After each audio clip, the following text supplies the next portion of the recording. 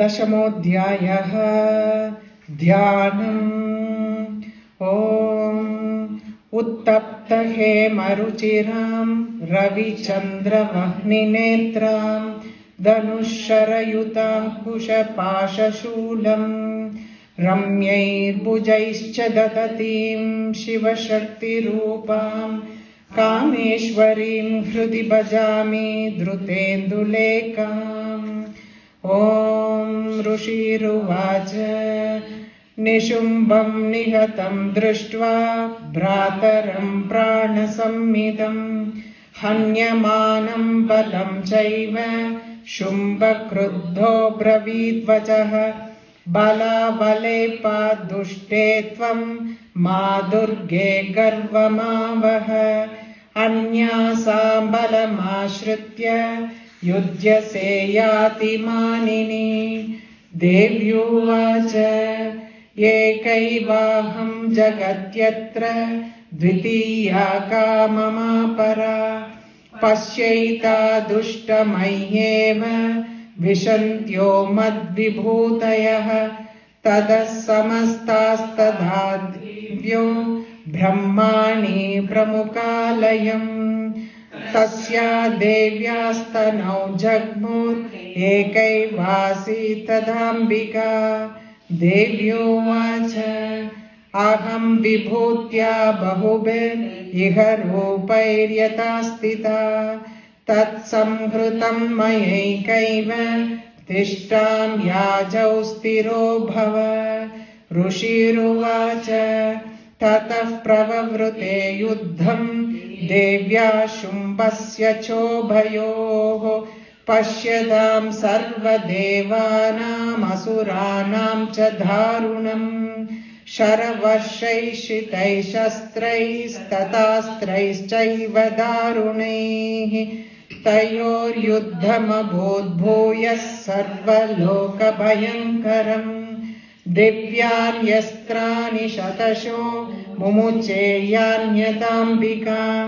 भवञ्च तानि दैत्येन्द्रस्तत्प्रतीकादकर्तृभिः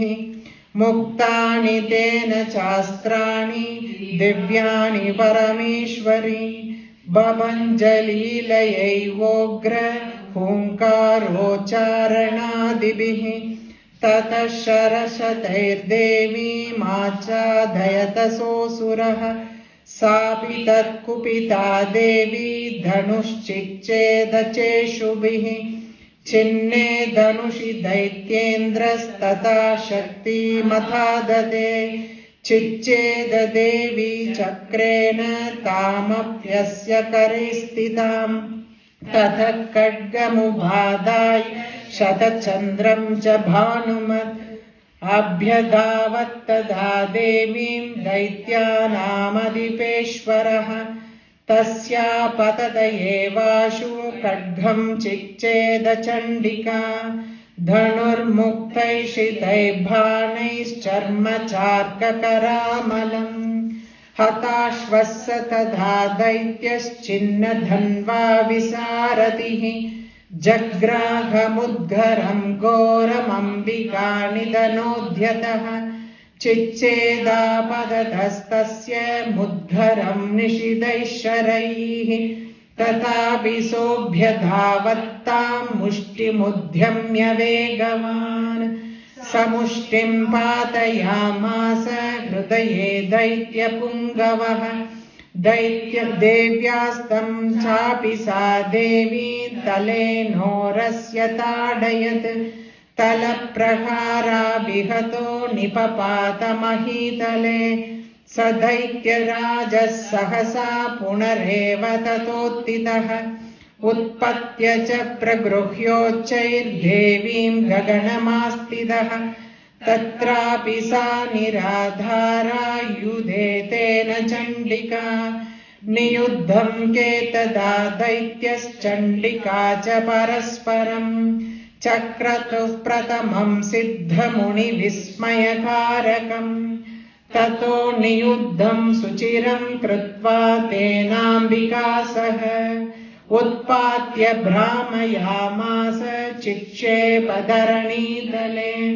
सक्षिप्तो धरणीं प्राप्य मुष्टिमुद्यम्य वेगितः अभ्यधावत दुष्टात्मा चण्डिकानिधनेच्छया तमायान्तं ततो देवी सर्वदैत्यजनेश्वरम् जगत्यां पातयामास भित्त्वा शूलेन वक्षसि स गदासुः पपातोर्व्यां देवी शूलाग्रवीक्षतः चालयन् सकलां पृथ्वीं साप्तद्वीपां सपर्वतां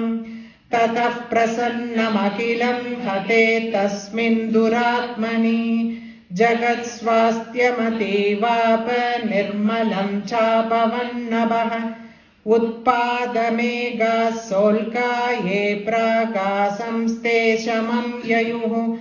सरितो मार्गवाहिन्यस्तथा संस्तत्र पातिते ततो देवगणाः सर्वे हर्षनिर्भरमानसाः बभूवुर्निहते तस्मिन् गन्धर्वाललितं जगुः अवादयंस्तथैवान्ये नृदुश्चाप्सरो गणाः वहुः पुण्यास्तथा वाताः सुप्रोभो भूदिवाकरः जज्वलुश्चाग्नयः शान्ता दिग्जनितस्वनाः। ओमिति श्रीमार्कण्डेयपुराणे सावर्णिके मन्वन्तरे देवी माहात्म्ये शुम्भवधो नाम 10मोऽध्यायः।